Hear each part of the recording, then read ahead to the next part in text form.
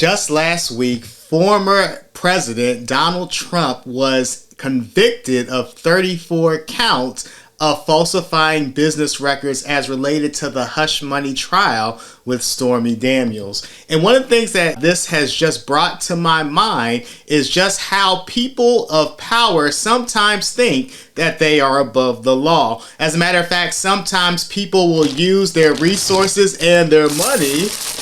Actually, Trump might have a little bit more money than this, but they'll use their money in order to find solutions to all of life's problems. As a matter of fact, we need to be careful as a church because oftentimes this behavior is seen within our doors.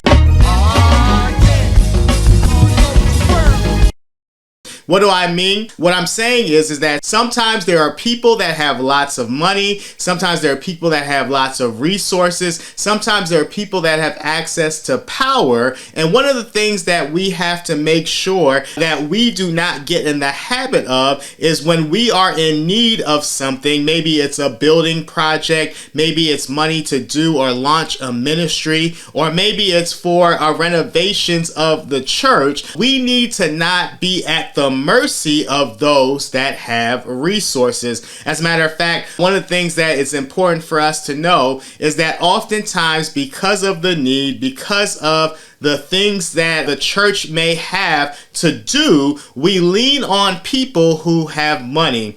But in exchange, there are people in our church that are not just there to do the work of God. There are people in church that are not just there to give because it's the right thing to do. As a matter of fact, there are people that use their money in order to gain power and influence so that everything in the church can go as they would like. As a matter of fact, we fall into the trap sometimes is because they have what we need. We think that they are a gift from God when they can actually be an implant of the devil. And what I mean by this, oftentimes I've seen churches held hostage by those who have power in the church. I've seen churches not be able to do the ministry that they've been called to do because of those that have money. As a matter of fact, when those that have money have acted inappropriately or maybe harmed another church member or maybe have done something that was detrimental to the mission of the church, oftentimes they are met with grace. Oftentimes they are met with gratitude. Oftentimes they are the ones who we take the side of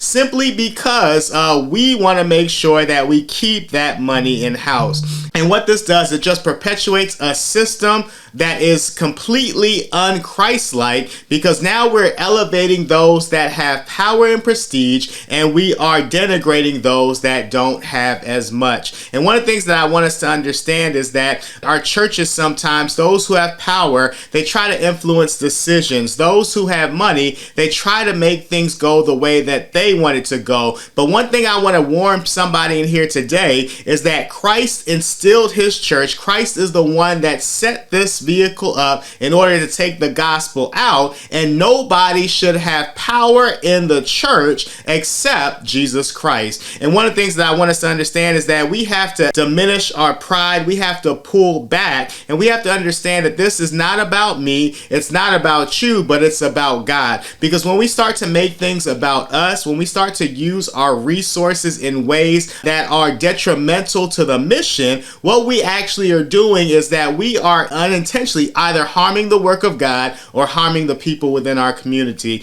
Because those that have money, they want to set the rules. Because those that have money, they want to dictate how things go. And we also allow them to be able to bully those that may not have as much. And one of the things that happens is because the church has become such a country club, because it has become such a social gathering, it really disturbs and it disrupts the work that God is trying to do. Because we're supposed to be open to anyone, no matter what street they come from, no matter what neighborhood they are from. We are supposed to be open to those people that come into our doors and give them a community that's loving, that is no respecter of persons, and that makes sure that we are ultimately holding each other accountable and lifting up Christ. And one of the things that I can say about this Trump incident is that oftentimes people of power have people around them that are benefiting some way financially. They have people around them that will not hold them accountable and tell them what is right because they want to get the rewards of being in relationship with this person.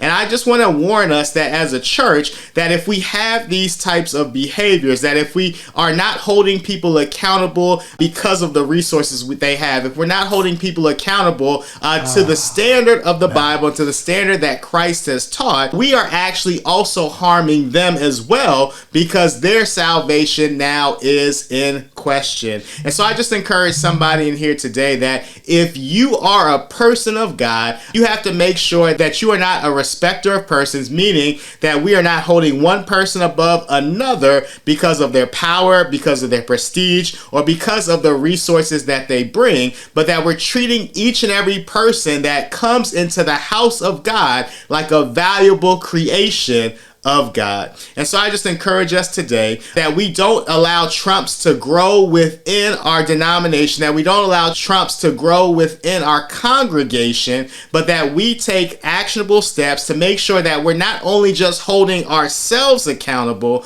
but we're also holding each other accountable to the Word of God. Once again, my name is Wale, and this is another edition of Religion and Politics. If you like the content, go ahead and just subscribe, hit that notification bell so that you can see more content like this, and be on the lookout because I am someone that wants to make sure that we reduce the harm that's done in congregations. I help churches in order to be able to make their congregations safer spaces for those that enter, and I also help those who are struggling with church hurt, struggling with their relationship with God, to get reconnected not only to God but also to a loving church. And so once again, we thank you for watching, and we'll see you on the next video.